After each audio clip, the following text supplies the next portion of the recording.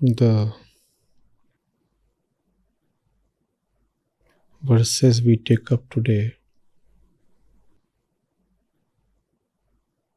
have been considerably quoted in popular culture and equally misinterpreted and misrepresented.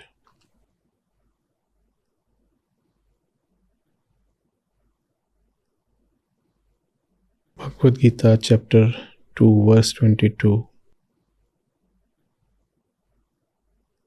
says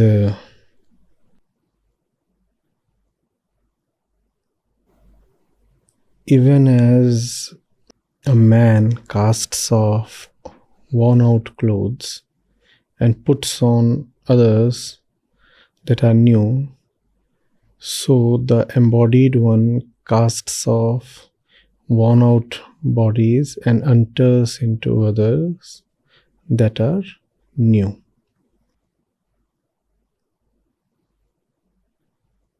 Now the confusion stems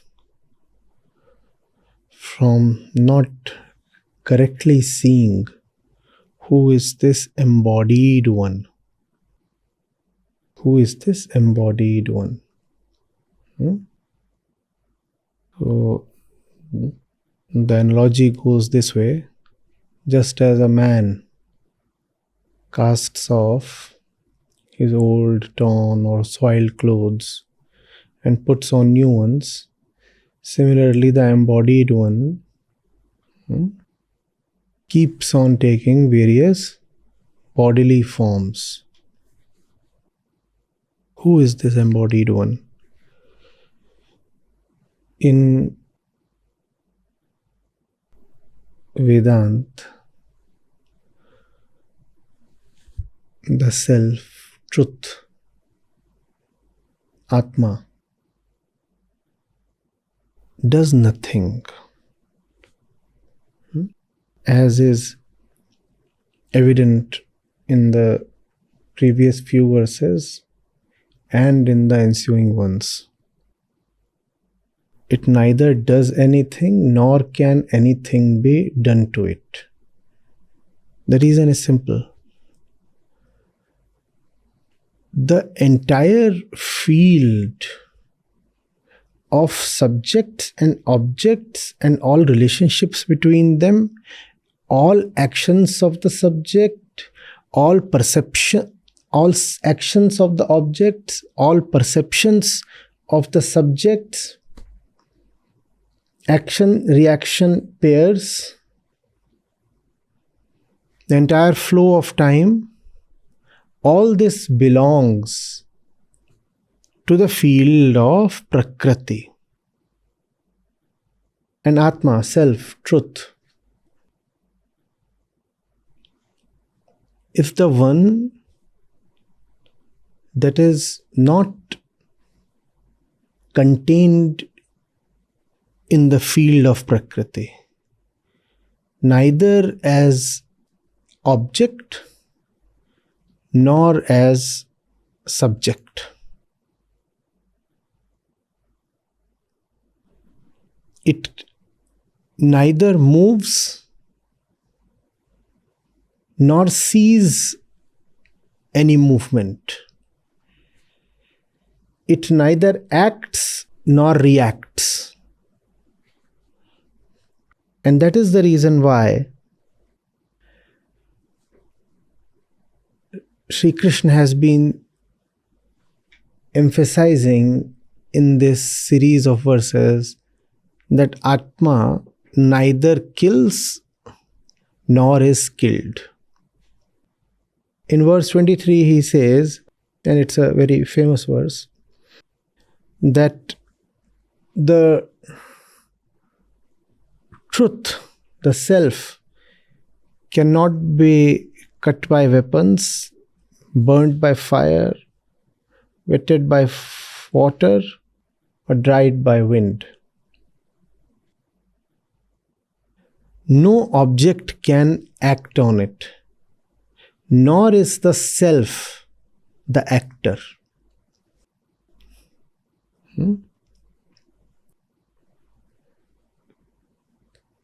All kinds of pairs of dualities and all triads belong to Prakriti.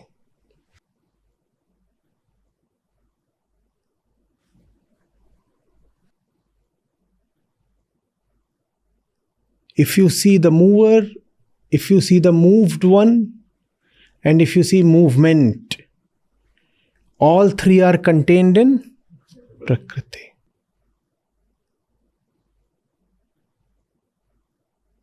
If there is the knower, if there is the known one, and if there is knowledge, all this is within Prakriti. The killer, the killed one, and the killing, all this is within Prakriti. Are you getting it? And what is within Prakriti, with respect to you, the ego is just your bondage. To whom are these words being spoken? To the one in bondage, to Arjun, to the one who is suffering in want of liberation. What exactly is the bondage of the ego? Everything in Prakriti. You have to get the logic very neatly, else you too might fall prey to the same kind of misinterpretations that have been going round and round.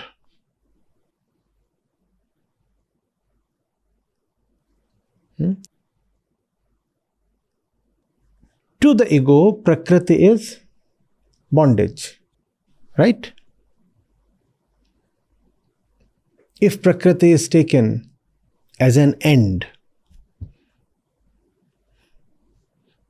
taken as a medium to attain liberation, Prakriti is very much all right. But to think of Prakriti as an end in itself, as the destination, as a finality, as an absolute, is a huge mistake that we are prone to make. This mistake is called avidya. This ego starts taking stuff in Prakriti as its destination. If I can get that, whatsoever is out there or in here, doesn't matter. In, out, everything is Prakriti. Right, left, everything is. If I can get something from here or something from there or everything out there, then I'll be at peace or I'll be joyful. This is a cardinal mistake called avidya.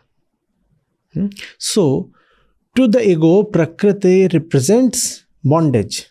That does not mean that Vedanta repudiates Prakriti or relegates it to an inferior position or talks of it in pejorative terms. No. It just says that Prakriti cannot be the goal of your life. That's all.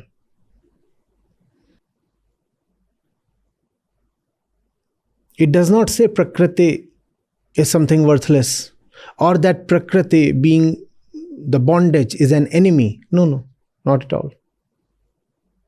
Prakriti is neither worthless nor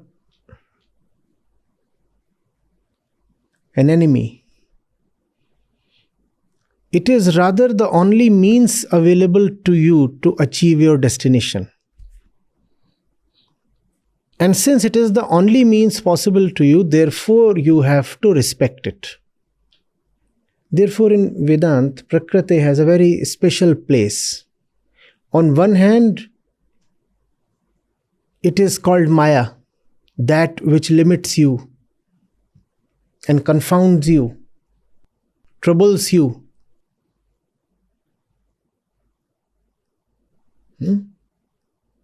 On the other hand, it being the only means for your salvation, it is also worshipped.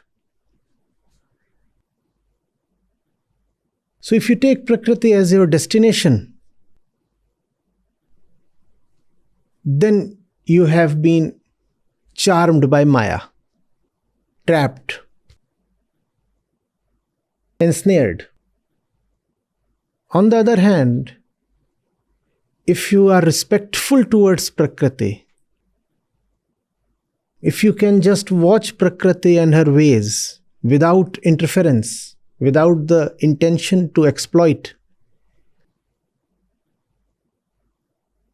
having the most respectful attitude, then Prakriti is a great help. And therefore, it is worshipped. It is worshipped as Devi, Shakti. That does not mean that Prakriti has two faces. No. It only means that you can have two possible attitudes. If your attitude is stupid, then Prakriti to you is the greatest trap possible. Then to you Prakriti will be called as Maya. But if you have some restraint and respect, then to you Prakriti is a blessing, a great help, an uplifting hand, a beneficial resource.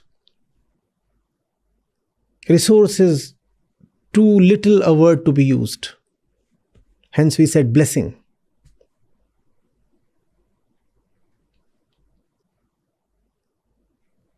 Prakriti to you then is Devi Shakti. Right? So let's be very clear, Vedanta does not condemn Prakriti. Vedanta is not disrespectful towards Prakriti. In fact, Vedanta is concerned with the liberation of the ego. Therefore, whatever is to be said is said to the ego. There is nothing in Prakriti as such that can be even addressed. So no point being respectful or disrespectful. It is the ego that is being taught to look at things rightly. And things denote Prakriti. Are you getting it? So, to the common man, to the ego, Prakriti is a charm, a trap, a snare, a noose.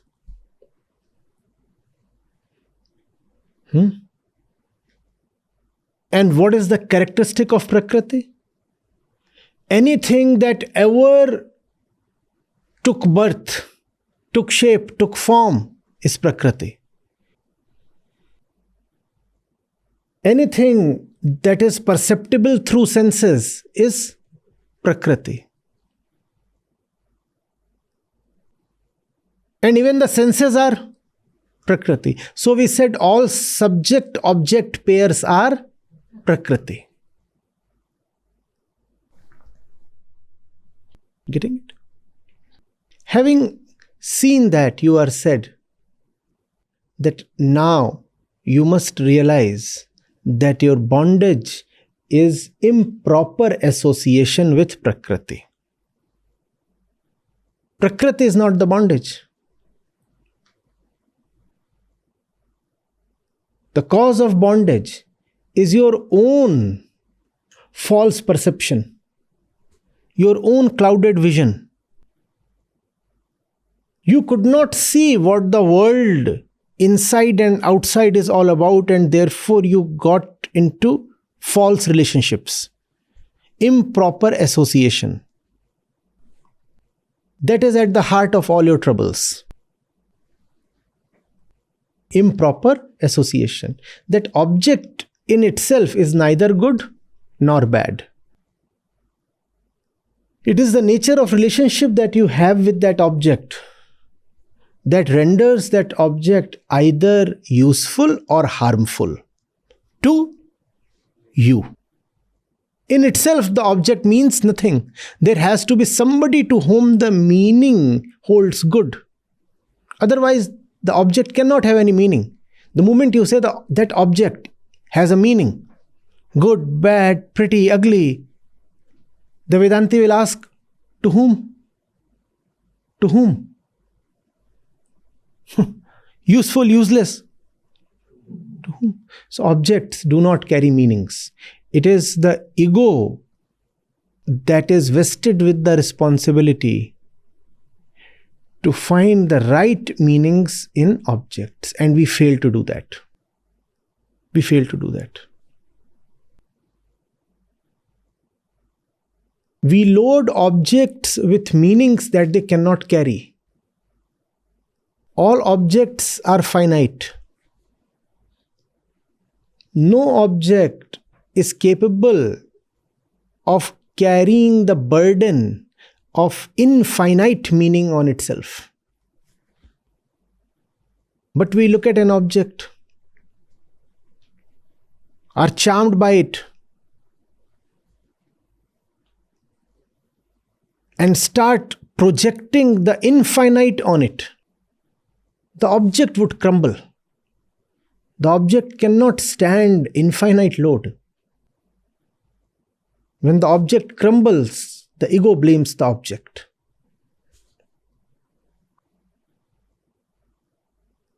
Are you getting it? Therefore, it is very important to see things as they are, which basically means that when something starts appearing very important, you must make sure to know its exact location. It is appearing so important. Is it really the sky, or is this something in the field of the earth? Where is it really located? If you can see something in its right location, you will cease to be enamored. It is only when you forget the right address of something do you start thinking of it as something from the skies. Sri Krishna is telling Arjun the right address of things. Arjun, all these that you are looking at, they are just the ego and its objects. None of them is the truth. None of them is the self, the Atma. And if they are the ego and its objects, they belong to Prakriti. How have you forgotten that the Prakriti is your bondage? You are giving so much consideration to your bondage? Are you such a fool?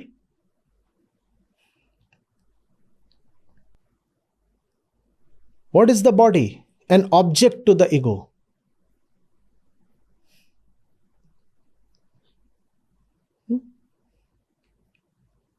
The ego is the subject, the body is the object. Just as everything else is an object to the ego, the body too is an object to the ego. There is nothing, neither in the body nor in the ego, that is to be valued so much. But sir, what is to be valued then? To you, only your liberation is valuable.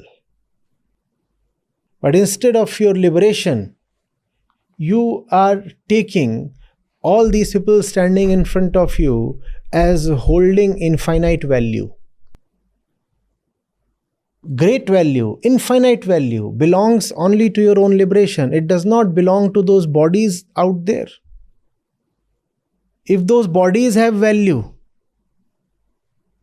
then even the clothes that you are wearing, Arjun, they have great value.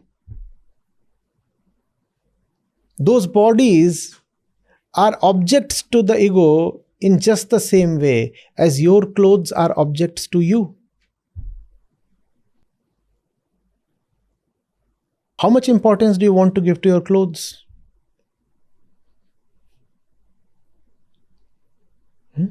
But you're treating these clothes as the absolute. And hence you are forgetting your duty towards the absolute.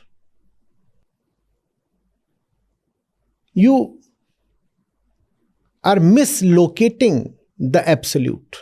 You are seeing the absolute where it is not. You are seeing the absolute in the bodies of those who stand out there to fight you.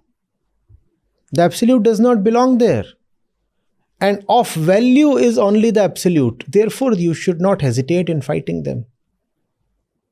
There is no value, not in their body, not in your body. Not in the preservation of their ego, not in the preservation of your ego. The value lies only in liberation. Do what is needed for your liberation.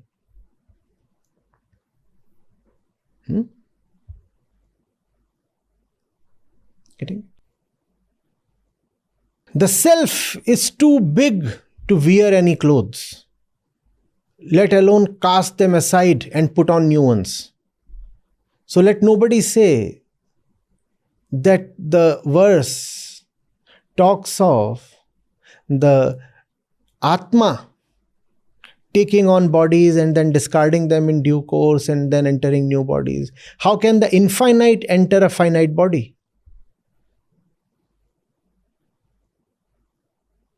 If the great self is infinite, how will it enter a puny body? But that's the way the verse has been interpreted. The great self lives inside the body and then it keeps on changing bodies. The body is a thing in Prakriti. And the great self by definition has nothing to do with Prakriti. How will it ever enter an object in Prakriti? This body is Panchabhut. Just material, physical elements. How can the infinite, the untouchable, the unthinkable, the unimaginable enter water, fire, sand, such things? So there is no way that Atma, which is the highest truth in Vedanta,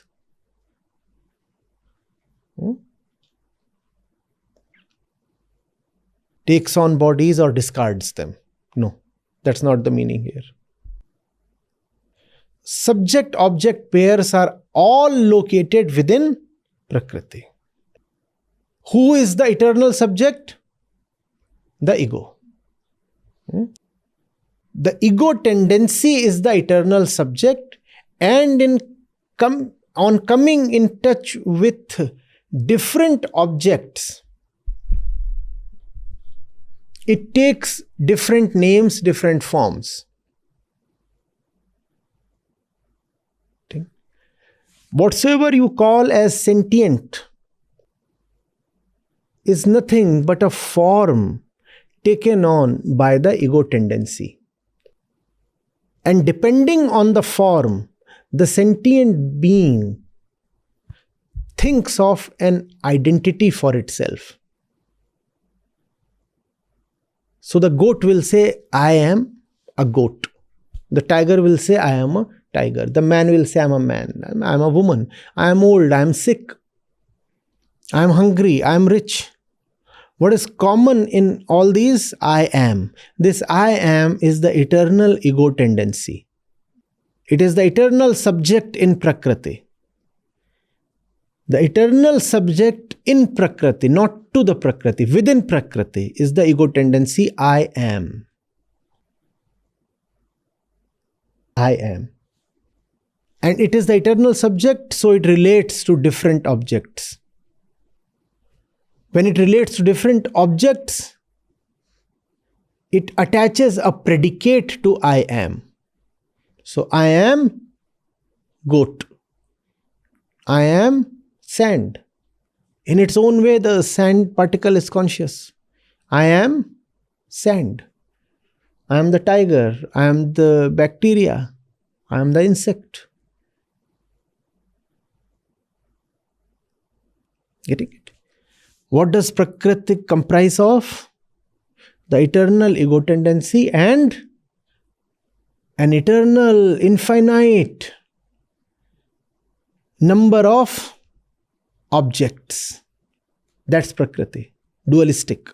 Subject and object. That ego tendency in combination with different objects takes on different names.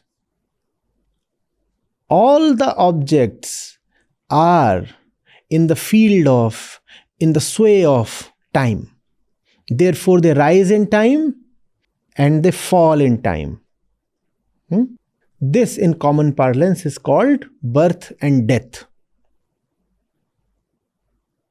Irrespective of the object that the ego tendency has attached itself to, there would be a dissociation in time. And then there is some other object that the tendency attaches itself to. The process is obviously not linear. At any given moment, the tendency is attaching itself to billions of objects, and at the same time there are billions and trillions of dissociations called deaths. It's all happening concurrently. It's not as if it's one thing that is sequentially attaching and detaching itself to a chain of objects. No.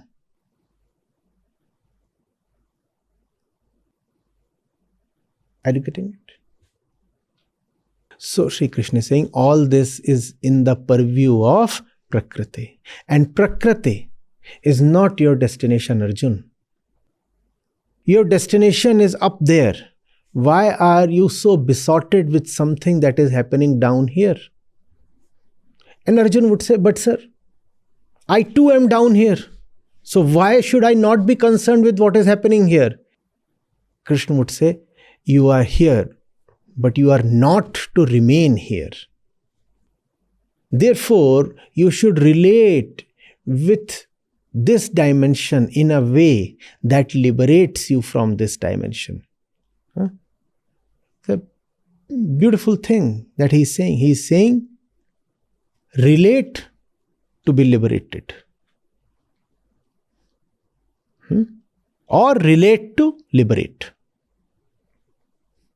Or put completely, relate to liberate and be liberated.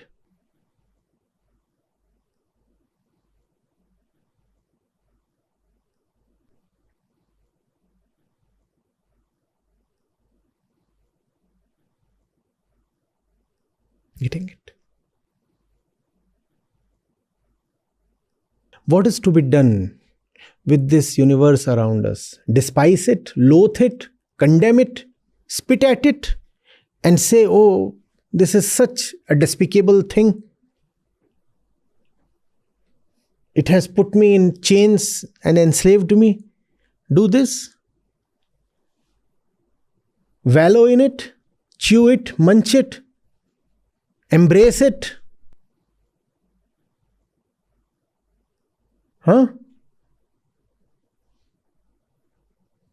Be all over it. Let it be all within you. What? Neither of these. Know that you are stuck here. At the same time, only this will take you out. You are stuck here. You are stuck within it. But the way out is through the maze. Like being lost in a jungle. You're lost in the jungle, But the way out is through the jungle. Nobody is going to airlift you. You have to befriend the jungle, the woods, the animals, the birds, the grass, the terrain, the winds. You must befriend all of them. And when you befriend them, they show you the way out.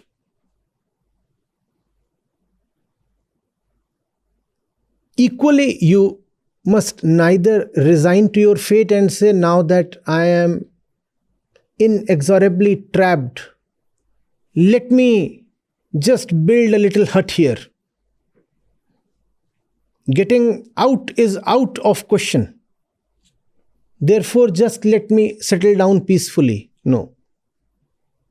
Nor are you to get angry at the jungle and burn it down or hack it down. No. You are not to be enchanted. You are not to settle down. You are also not to burn it down. You are to befriend it. You have to ask the leaves and the twigs, the rabbits and the wolves, what is the secret? Where does all this come from? And how does one get out of here? That's the way of Vedanta. That's what Sri Krishna is trying to teach Arjun in his own way. Arjun is bewitched.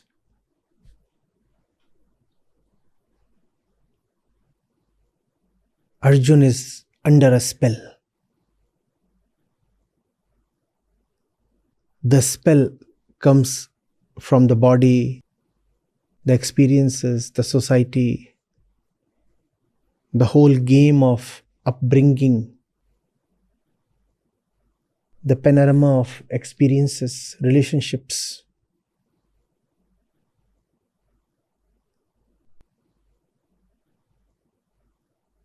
Sri Krishna is saying, all of that is within the jungle, and your home is in the sky. Where you stand, Arjun, at this moment in time, this battle is your only way to meet the sky.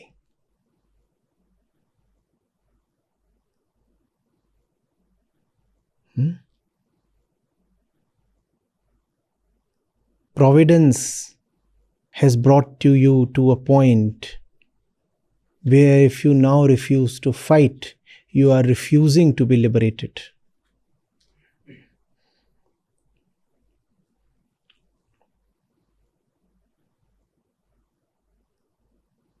The importance that you are giving to your relatives and to your relationships is misplaced.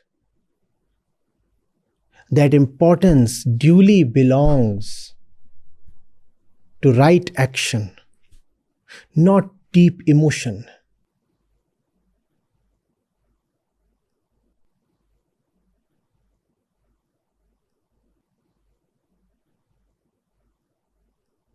Getting it?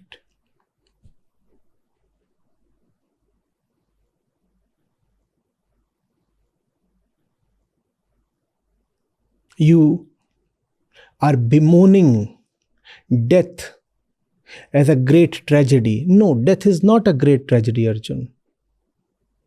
The great tragedy is life in bondage. But you are acting as if these bodies falling would be the greatest sorrow possible. No. The greatest sorrow is when the body keeps upright and acting and walking.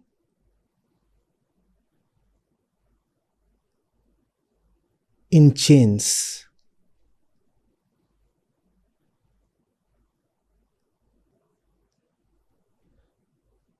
In the effort to be free, if the body falls, that can hardly be called as a tragedy.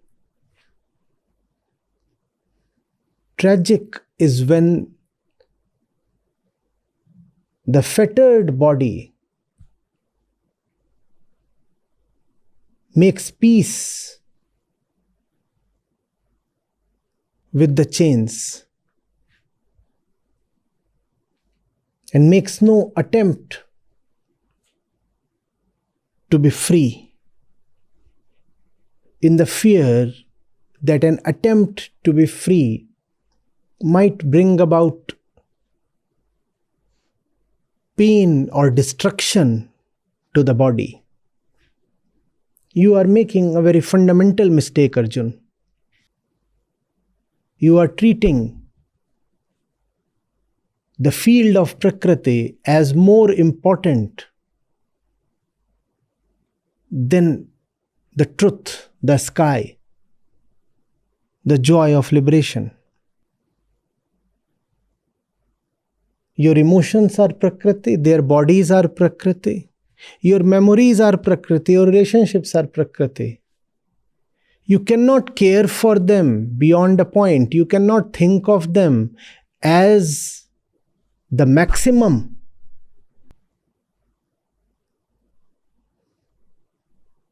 The maximum is none of these.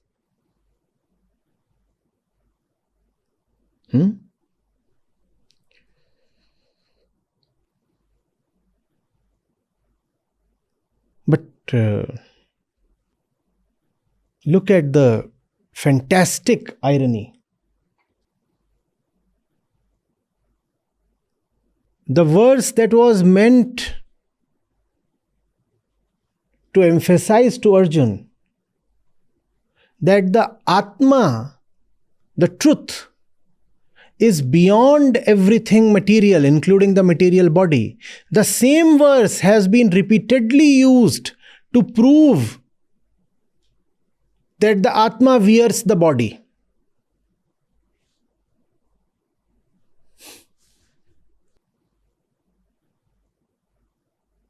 Can irony get more delicious than this?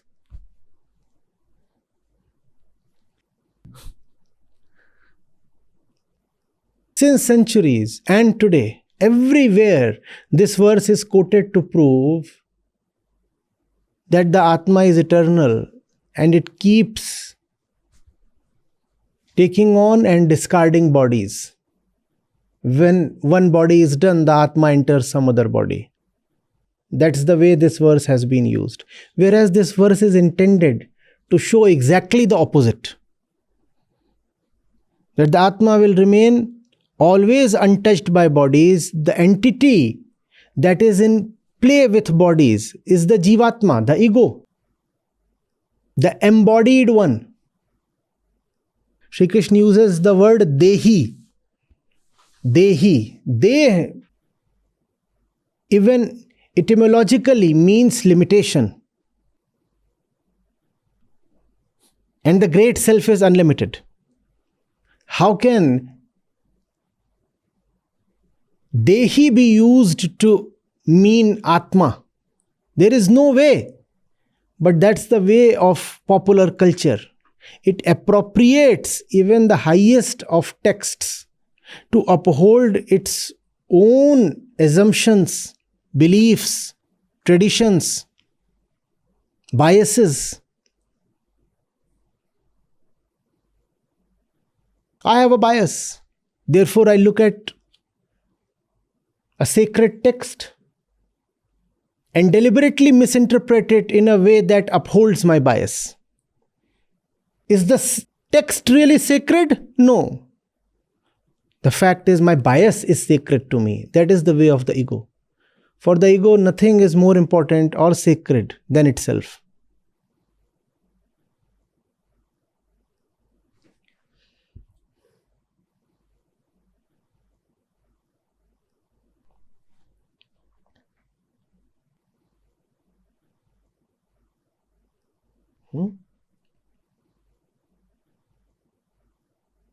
So the bodies are burnt.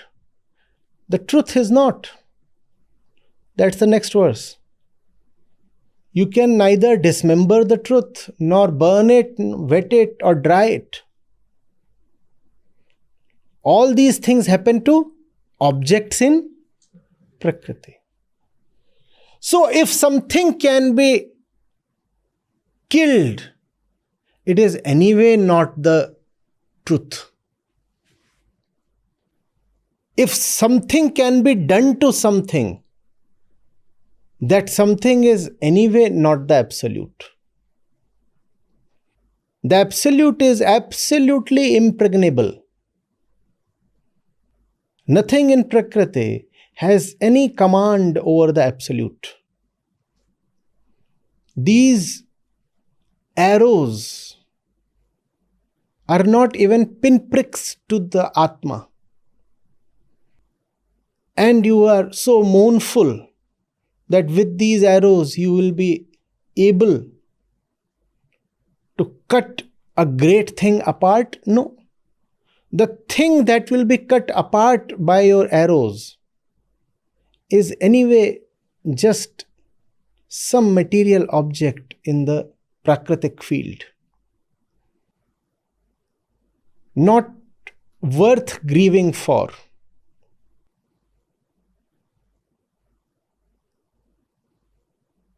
The real is not vulnerable to your arrows, Arjun.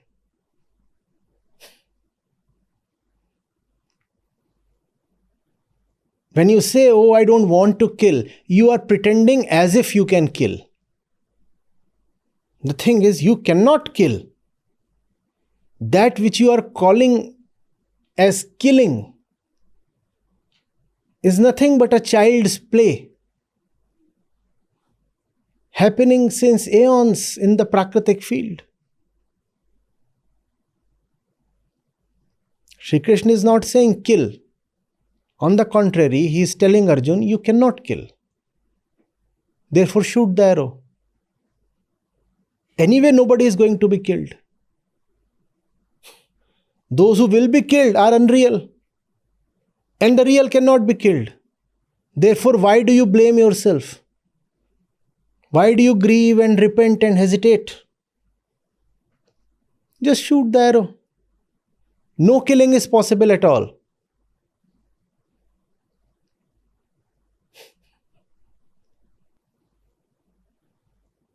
Are you getting it? Do it because it is needed, Arjun. Do it selflessly, Arjun. Do it as the highest service. Do it as an absolute joy. Come on, do it for fun, Arjun.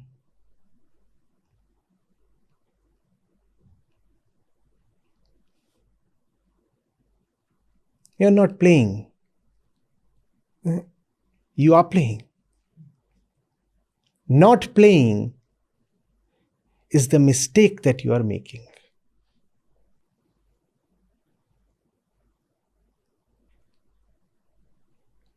Right now, you are suffering, Arjun, and the reason is not that you are committing a sin. The reason is that you are taking this little sport, this momentary drama, too seriously. That's the reason you are suffering.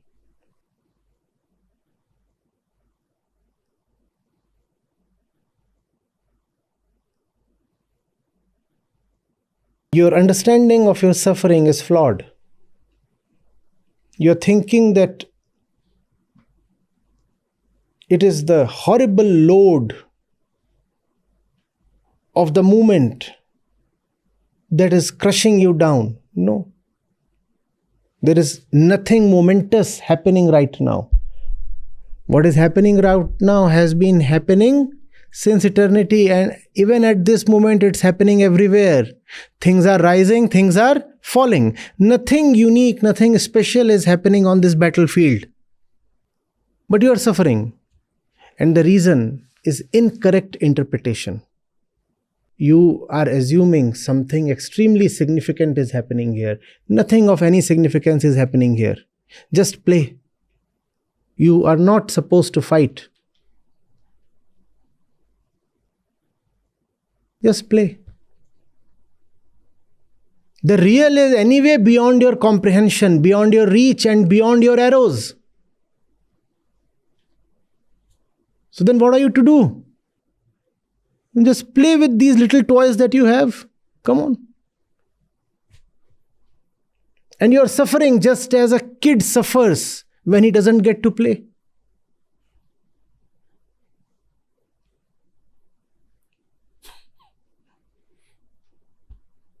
You are being too serious a kid, Arjun.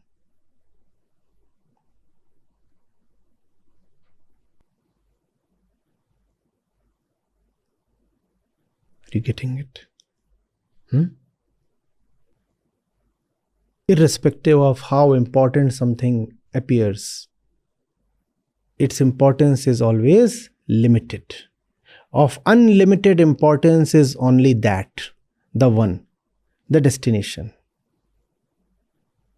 Therefore, never hesitate.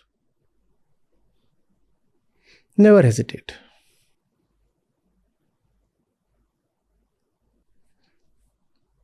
Even the object that carries the greatest importance in this entire universe has the value of a particle of sand in front of the infinite.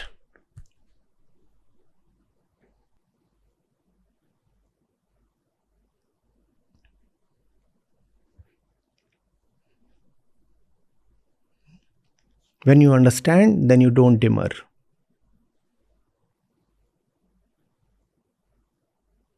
Getting it?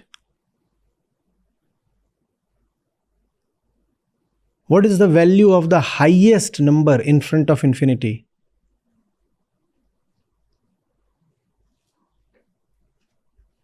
A upon B. B is infinity. A is open to your imagination. Give the highest number possible to A. What's the value of this fraction? 0. Always 0. Irrespective of how big your A is, A by B is always 0. There are only two kinds of people. Remember, those who look at A and those whose vision is a little broader, they look at A upon B. Whenever A starts appearing too big, open your eyes a little wider and look at A upon B. You will be saved. Else the moment will eat you up. In any moment, when any object in the entire universe starts appearing too big, its importance starts growing on you. Then just ask, what's the value of A by B? The answer will save you.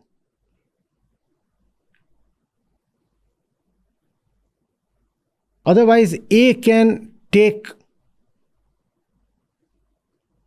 colossal proportions.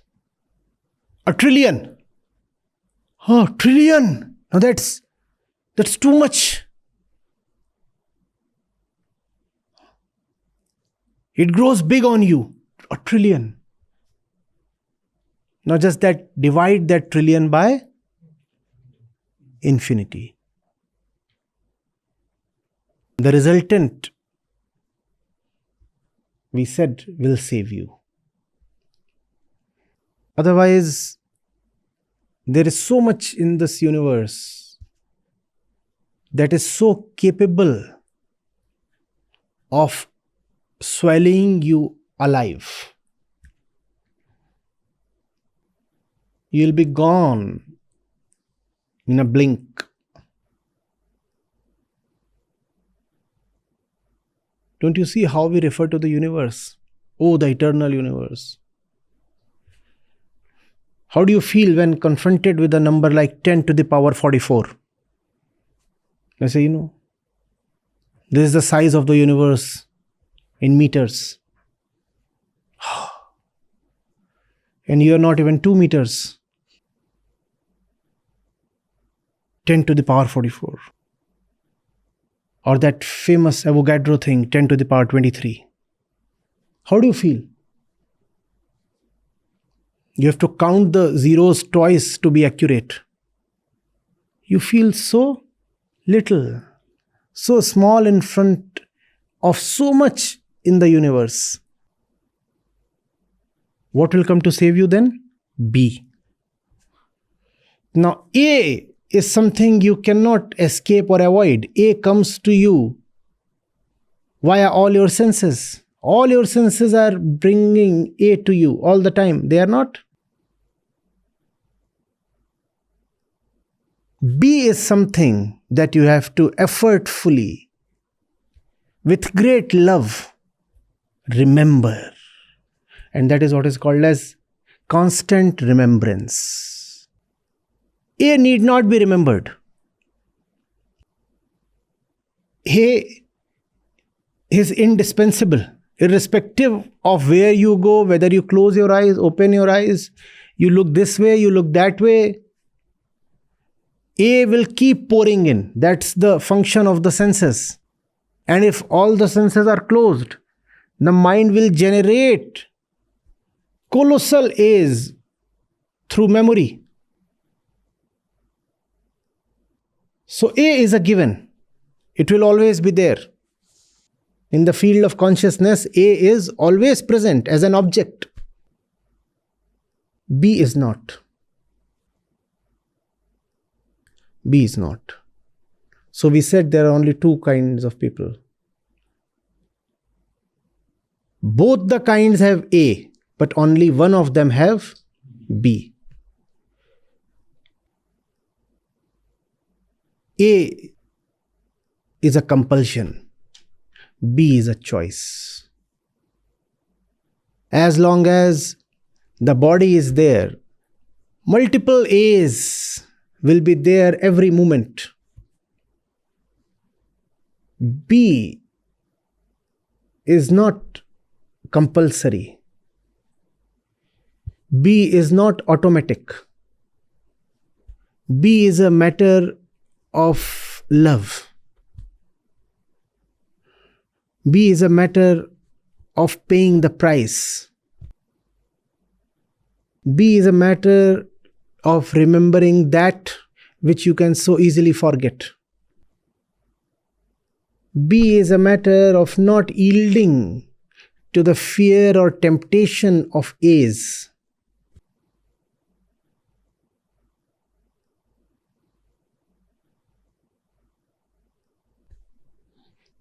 B is the antidote to all kinds of A's.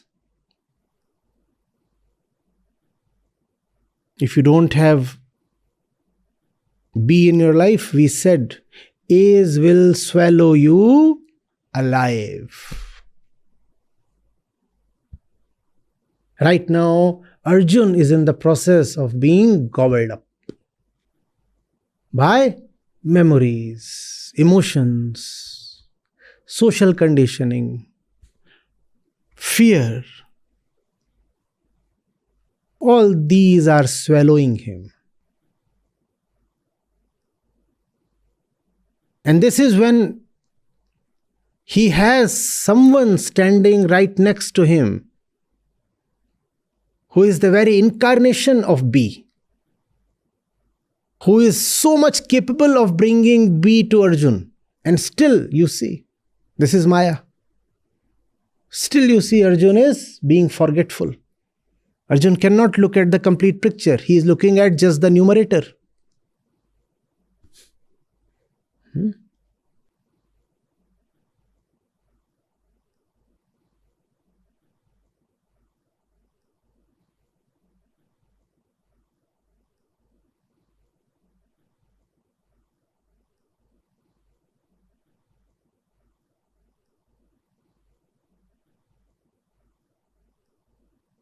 Verse 24 says, the self cannot be cut, burnt, wetted or dried. It is changeless, all-pervading, unmoving, immovable and eternal. How to read it? Arjun, all that you are seeing in front of you, is there anything in it that cannot be cut, cannot be burnt, cannot be wetted, cannot be dried? Is there anything out there? No, nothing. Therefore, none of that is the self. The self cannot be cut. But whatsoever you are seeing, Arjun, in front of you, that can be cut. Therefore, it is not the... Hence, it is not to be taken seriously. Come on, kid. Pick up your toys and play. What are you being so serious about? See, the truth is attributeless. Nirguna. But it becomes very useful when you say that all the attributes belong to the false. If you will say the self cannot be cut, to you it does not hold any meaning because you have never seen anything that cannot be cut. Have you ever seen anything that cannot be cut? No. So if you say the self cannot be cut, it is a beautiful statement. But to the ego, it is relatively less useful. It becomes far more useful when you just invert the whole thing. And you say, this means that everything that can be cut is just an object to the ego. Now I am liberated. I look at stuff that can be wetted or dried or created or destroyed, and I'll say, I'm not going to take you seriously, dude, because you are not the self. Had you been the self, you could not have been cut or dried or picked or dropped or made or unmade. Since you can be made and unmade,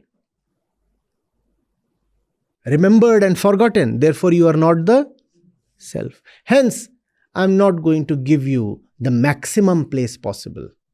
I will give you the right place, but the highest chair is reserved for somebody else. Not that I am going to throw my boot at you. Not that I am going to kick you away from my presence. But I am not going to give you the highest chair. I'll befriend you. I'll help you. Or I'll seek help from you. That's the only right relationship possible between the two of us. Let me be of use in the process of your liberation.